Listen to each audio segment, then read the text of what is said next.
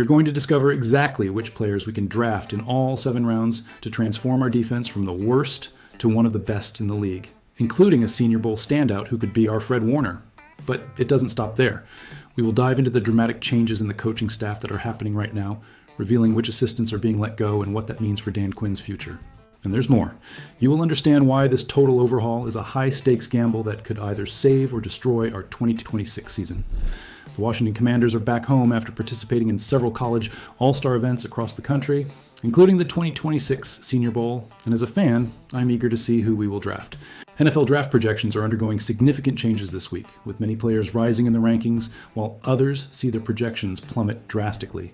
These changes are going to affect the projections, and it's time to do an updated simulation of the 2026 NFL Draft for the Commanders. My latest simulation places the Commanders in an NFL Draft class with a strong defensive presence, while some Senior Bowl standouts secure spots in Washington. One of my biggest takeaways from talking to people at the Senior Bowl is that there's a strong chance Ruben Bain Jr., David Bailey, and Caleb Downs have already been selected before the Commanders' pick. The 7th overall pick is where we are positioned. If that happens, they will have to change strategy quickly. Linebacker Sonny Styles is the perfect option for new defensive coordinator Durante Jones, who wants to prioritize the ground game on defense, and he would solve many of the team's glaring deficiencies. As a fan, I would love to see Styles in our jersey. Styles stands at 6'5" and weighs 240 lbs, and he is versatile, including in coverage, where he impressively stands out. Washington does not have a reliable linebacker in coverage who is also efficient against the run and can pressure the line of scrimmage on blitzes. Daniel Jeremiah from the NFL Network even compared Styles to Fred Warner, which sold me after watching his highlights. The Commanders also urgently need to bolster the defensive line, and Danny Dennis Sutton would be an excellent acquisition with the 71st overall pick. Dennis Sutton suffered through a disastrous season at Penn State, but he showed at the Senior Bowl that he is still a dominant top-tier defender. At 6'5" and 265 lbs, blockers struggled against Dennis Sutton's strength. Still, he recorded 50 pressures and 8.5 sacks in 2025, during a season many considered underwhelming. Dennis Sutton would bring the most energy on the field on every play, and would be the perfect pick for the Commanders in the 2nd round. Jones loves experienced players on defense, and TCU safety Bud Clark is one of the most obvious choices. Clark has nearly 2,500 career snaps, demonstrating his experience. Clark was a threat at the Senior Bowl with his high energy and made important plays throughout the week. He's a natural interceptor with 15 career interceptions, and a leader in the secondary. Washington urgently needs to revamp its safety position, and Clark would be perfect. Clark stands at 6'2" and weighs 190 lbs, and he showed his range and wingspan with several passes deflected and interceptions at the Senior Bowl. His coverage may be his strong suit, but he can also read and react to the run game at a high level. Cyrus Allen was one of the players who caught my eye at this year's Senior Bowl as a pleasant surprise. I didn't know anything about him, but his repertoire of plays is incredible, his routes are precise, and his hands are strong.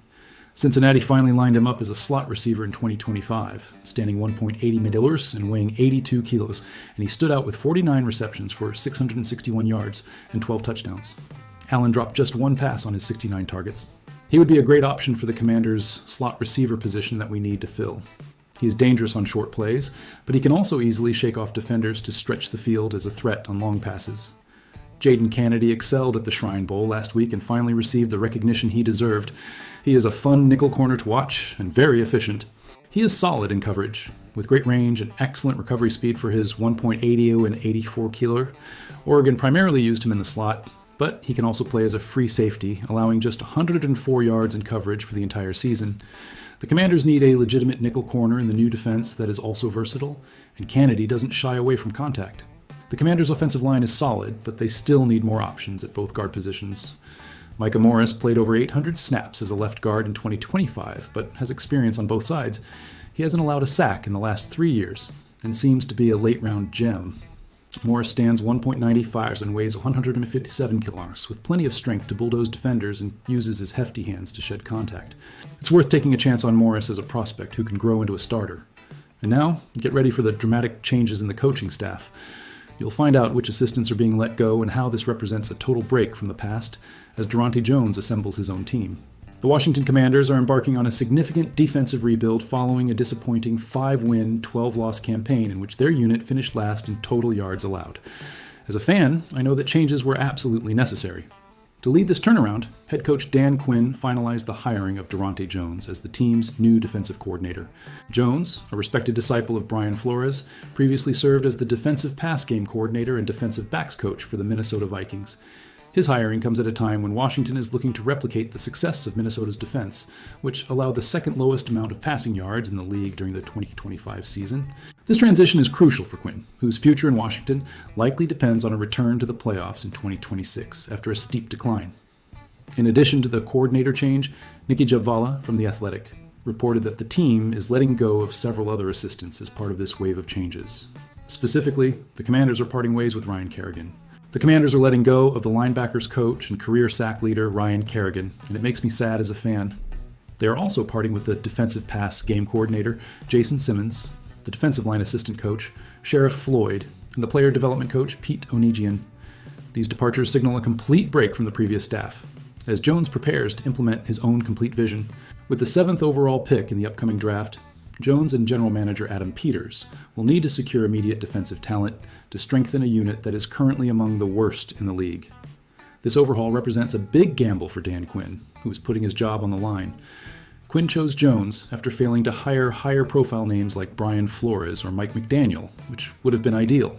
Jones brings with him extensive experience from previous stints with the Dolphins, Bengals, and LSU, but 2026 will be his first time leading a professional defense as a head coordinator, and that is risky. He inherits a roster with elite veteran players like linebacker Bobby Wagner, but there are still significant doubts regarding the secondary defense. With the arrival of the new year, the effectiveness of these hires will determine whether Washington can regain its status as a competitive team or face another period of institutional uncertainty that none of us want to see.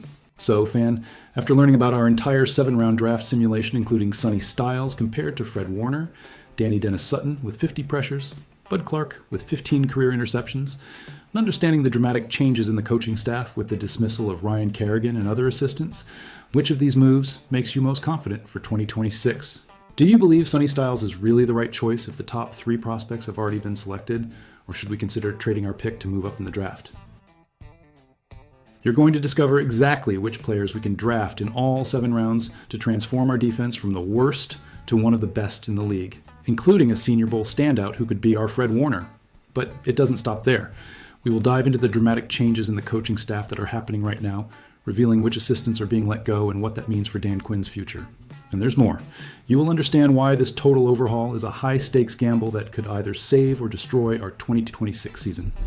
The Washington Commanders are back home after participating in several college all-star events across the country, including the 2026 Senior Bowl, and as a fan, I'm eager to see who we will draft.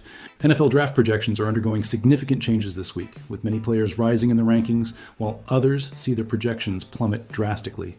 These changes are going to affect the projections, and it's time to do an updated simulation of the 2026 NFL Draft for the Commanders.